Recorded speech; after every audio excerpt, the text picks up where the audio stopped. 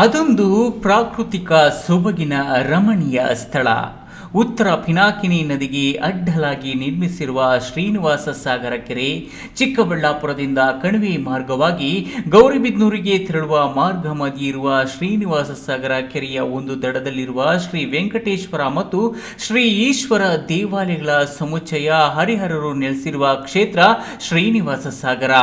ನೂರಾರು ವರ್ಷಗಳ ಹಿಂದೆ ಶ್ರೀ ವೆಂಕಟೇಶ್ವರ ಮತ್ತು ಶಿವ ದೇವಾಲಯಗಳನ್ನು ಭವ್ಯವಾಗಿ ನಿರ್ಮಿಸಿದ್ದು 1889ರಲ್ಲಿ ಶ್ರೀನಿವಾಸ ಸಾಗರ ಕೆರೆ ನಿರ್ಮಾಣವಾದ ನಂತರ ದೇವಾಲಯದ ಭಾಗಕ್ಕೆ ತೆರಳಲು ತೊಂದರೆಯಾಗಿ ನಿರ್ವಹಣೆ ಇಲ್ಲದೆ ಶ್ರೀ ವೆಂಕಟೇಶ್ವರ ದೇವಾಲಯ ಶಿಥಿಲವಾಗಿತ್ತು. 2007ರಲ್ಲಿ ಸದ್ಭಕ್ತರು ಸೇರಿ ಶ್ರೀ ವೆಂಕಟೇಶ್ವರ ದೇವಾಲಯ ಜೀರ್ಣೋದ್ಧಾರ ಟ್ರಸ್ಟ್ ರಚಿಸಿ ದೇವಾಲಯ ಪುನರ್ ನಿರ್ಮಾಣ ಕಾರ್ಯಕ್ಕೆ ಮುಂದಾಗಿದ್ದು, ಪುರಾತನವಾದ ಶ್ರೀ ವೆಂಕಟರಮಣ ಸ್ವಾಮಿ ಹಾಗೂ ಶಿವ ದೇವಾಲಯಗಳನ್ನು ಮೂಲ ವಿನ್ಯಾಸಕ್ಕೆ ಧಕ್ಕೆ ಬಾರದ ರೀತಿಯಲ್ಲಿ ಖ್ಯಾತ ಶಿಲ್ಪಿಗಳ ನೆರವಿನೊಂದಿಗೆ ಪುನರ್ ಜೀರ್ಣೋದ್ಧಾರಗೊಳಿಸಿ ದಿನಾಂಕ 11/8/2013ರಂದು ಕುಂಭಾಭಿಷೇಕ ಮಾಡಿ ಲೋಕಾರ್ಪಣೆಗೊಳಿಸಲಾಯಿತು.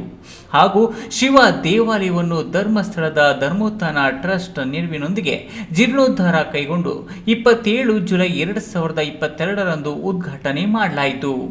ಈಗ ಹರಿಹರರ ಕ್ಷೇತ್ರ ನಿತ್ಯ ಭಕ್ತರನ್ನು ಸೆಳೆಯುತ್ತಿದ್ದು, ಸುತ್ತಮುತ್ತಲಿನ ಜನರ ಅನುಕೂಲಕ್ಕಾಗಿ ಕಲ್ಯಾಣ ಮಂಟಪವನ್ನು ನಿರ್ಮಿಸಿ ರಿಯಾಯಿತಿ ದರದಲ್ಲಿ ಬಾಡಿಗೆಗೆ ನೀಡುತ್ತಿದ್ದು, ಸದಾ ಶುಭ ಕಾರ್ಯಗಳು ನಡೆಯುತ್ತಿವೆ.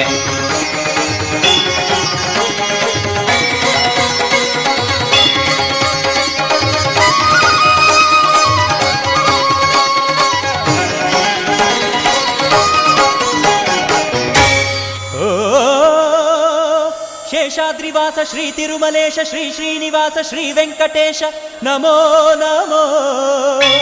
ದೇವಾಲಯ ಪುನರ್ ಜೀರ್ಣೋದ್ಧಾರಗೊಂಡು 12 ವರ್ಷ ತುಂಬಿದ ಹಿನ್ನೆಲೆಯಲ್ಲಿ ಭಾನುವಾರದಿಂದ ವಿವಿಧ ಧಾರ್ಮಿಕ ಕಾರ್ಯಕ್ರಮ ಹಮ್ಮಿಕೊಂಡಿದ್ದು, ಮಂಗಳವಾರ ಮಧ್ಯಾಹ್ನ ಮಹಾಕುಂಭಾಭಿಷೇಕ ನಡೆಯಲಿದೆ. ಈ ನ್ಯೂಸ್ ಟಿವಿ ಚಿಕ್ಕಬಳ್ಳಾಪುರ.